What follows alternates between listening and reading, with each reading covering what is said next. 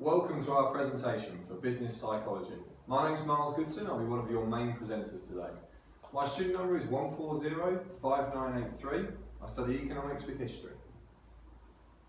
My name is Jiao Peng. My student number is 1402012. I'm studying accounting and financial management. Hi, my name is Ahmed Atiyah.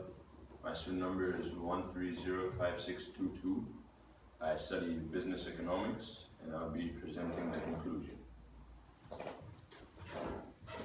My name is Olga Rutongo. My student number is 1100343 and I'm studying psychology.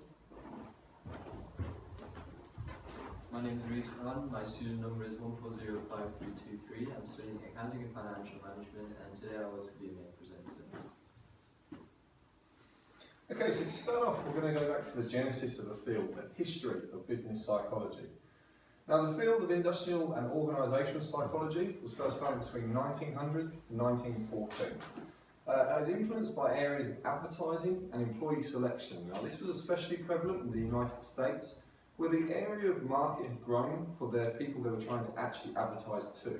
The number of people they were trying to get to had increased, but the diversity of those people had also changed. So bringing different employees with different skills, with different backgrounds, meant they could reach new markets. Industrial psychology became established in 1915. Now, the psychological view is that the politics inherent in an organisation's culture determines the degree of self-categorisation. Now, this is the hierarchy within an organisation.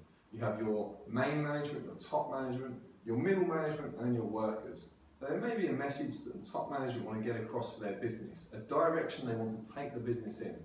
But through trying to get that message to their workers, the middle management change it, they adapt it, or they don't quite understand the message being put forward to them. This affects organisations. This means they're not moving in one direction together, as different people have different understandings of what they're trying to achieve. Now, social identity theory is instrumental in understanding organisational culture and improving employees' attitude. Now, that's Lynch 2002. According to research, there's a positive correlation between the employee effort and self-categorisation. Now, this is the difference between jobs. This is how you categorise yourself within an organisation. And it also helps reduce disparaging stereotypes and discrimination within the organisation. This could be something as simple as sales and marketing. The salesmen think the marketing team are lazy. They don't do anything because they're in an office and they don't see their work. Whereas the sales are at the sharp end, dealing with customers, selling for the business. This isn't good for the organisation. The teams see themselves separately. They're not trying to achieve the same goal, and they're not seeing each other as equals within that organisation. Now, social identity theory, that's the antithesis to individualistic theories. That's Baldwin's team role. Now, we'll come back to that a little bit later in the slides. Now, it's predicated on minimal studies. Minimal studies being that there weren't a lot of studies done in this area, but the ones that were done were effective. It's also very difficult to get a large-scale study done on this area of organisational and psychology in particular.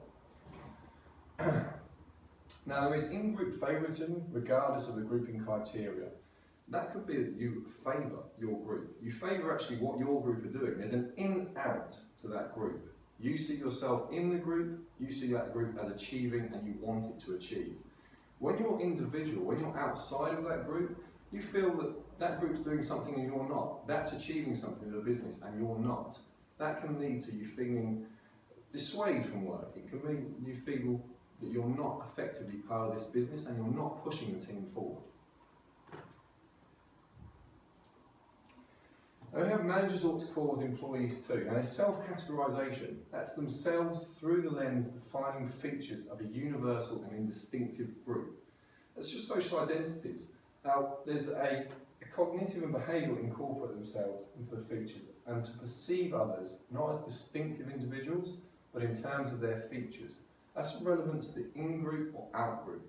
How you see the group. If you're in the group, you want that group to achieve. You want that group to do well. That's your group.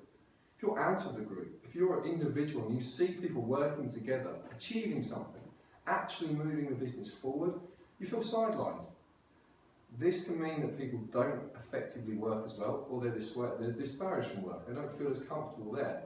putting people in groups, even when it's with people that they might not necessarily have got on with because they're from different areas of the business, may mean that they actually don't achieve as much, whereas they would have when they work with the people and have a better view of them. Okay, so now we're looking at the statistics behind the psychology. And one study conducted in 2013 by Gallup was conducted in order to measure employee engagement. Employee engagement is which employees are emotionally invested in their work and focused on contributing to their organisation every day, which you'd want in most employees. But the results were actually quite alarming. Unfortunately, only 13% of employees were found to be engaged at work. Of the 13% engaged, these employees work with passion and feel a profound connection to their company. They drive innovation and they move organisations forwards. But really, these 63% that are checked out, well, who are they? What do they Well, feel like? unfortunately, they're the vast majority. They're not engaged.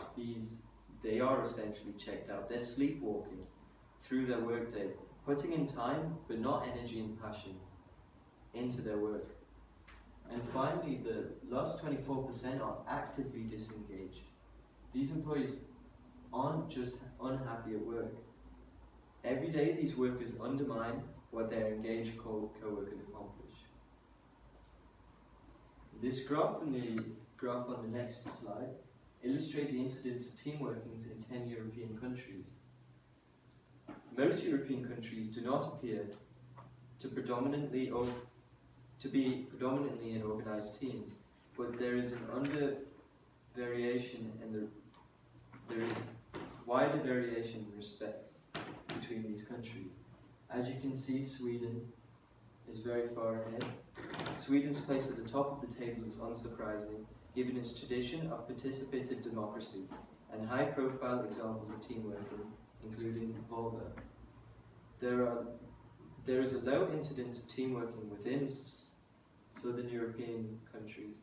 This is consistent with evidence that these countries tend to emphasize